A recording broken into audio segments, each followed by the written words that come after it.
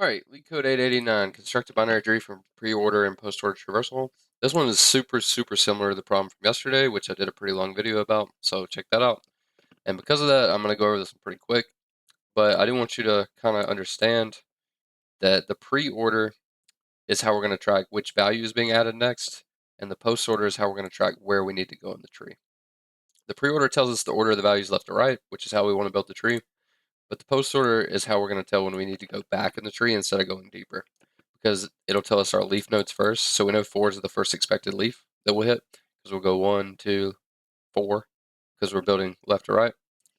So leftmost is done, and then we see a 4, and we say, okay, the last added node was a 4. I need to go back before I add the next one, the 5. And then you see the 5, and you're like, okay, well now 5 is a leaf, so I need to go back. Now 2 is full, so I need to go back again, and so on and so forth. So the post order is how we're going to check our position. The pre-order is how we're going to know which value to add next. So let's just jump right into this one. Same as yesterday. We don't have a mechanism within the tree to backtrack, so we're going to use a stack, so we can just pop nodes off until we get to the depth we need when we need to go back in the tree. Okay, let's do I, j, 0, say I equals 0, 2. So I will be our position in pre-order, and j will be our position in post-order. And they won't correlate because sometimes we're going to add several nodes before we hit a leaf or a full node.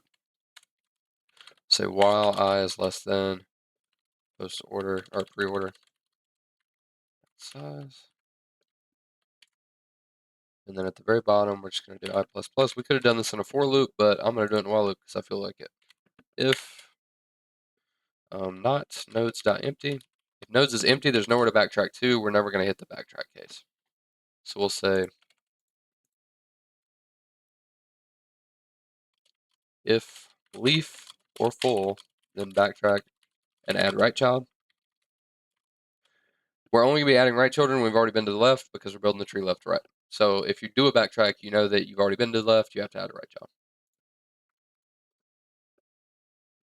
And then the second case we're going to code after this one is if not leaf or full, add a left child.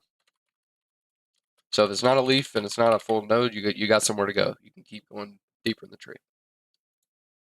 So if not node's empty and post order j, so the next expected leaf or full node equals the last node we added to the tree.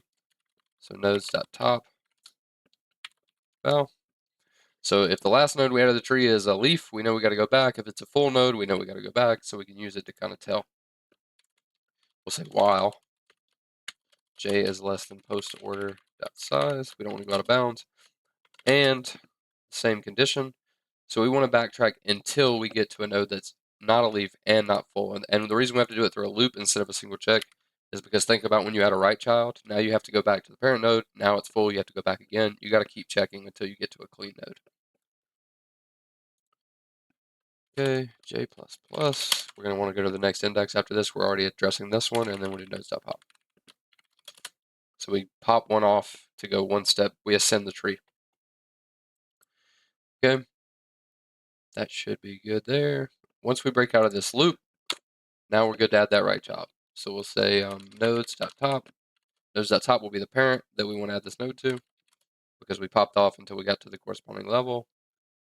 Right equals new tree node. And then the next value we expect will be in pre-order.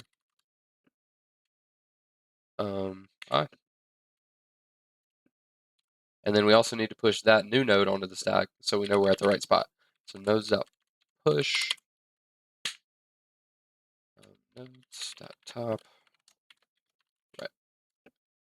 Boom. Okay. Once we break out of this, the other condition is going to be when it's not a leaf or it's not full. So we'll just say else. There's an edge case. If we don't have anything in the stack and it's empty, we got to add the root directly because there's nothing to branch it into. Versus if there is something, then we're adding a child to a pre-existing node that's in the tree, in the stack already. So we'll say if nodes.empty, we got to add the root.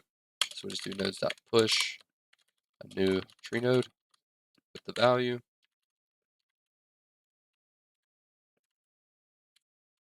Else. Same thing as up here, but with a left child, because we're going deeper in the tree this time, so it's going to be left.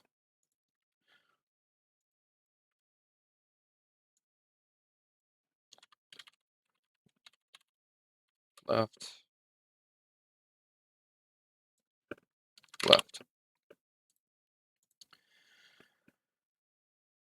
Okay, I think that's good. So that should be good. That should add all the nodes, and it'll put them where they need to be. Then once we break out of this parent loop, we can say while nodes that size is greater than 1. We just do nodes.pop,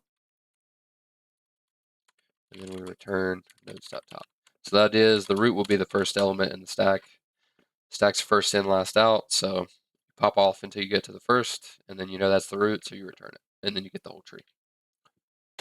Okay, let's make sure we didn't make any typos.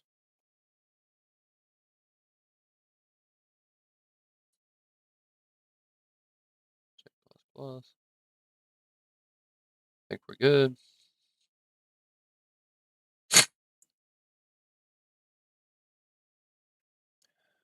And this comment should have been above, but it didn't end up that way. Let's try this out. Boom. Give her a submit. There you go.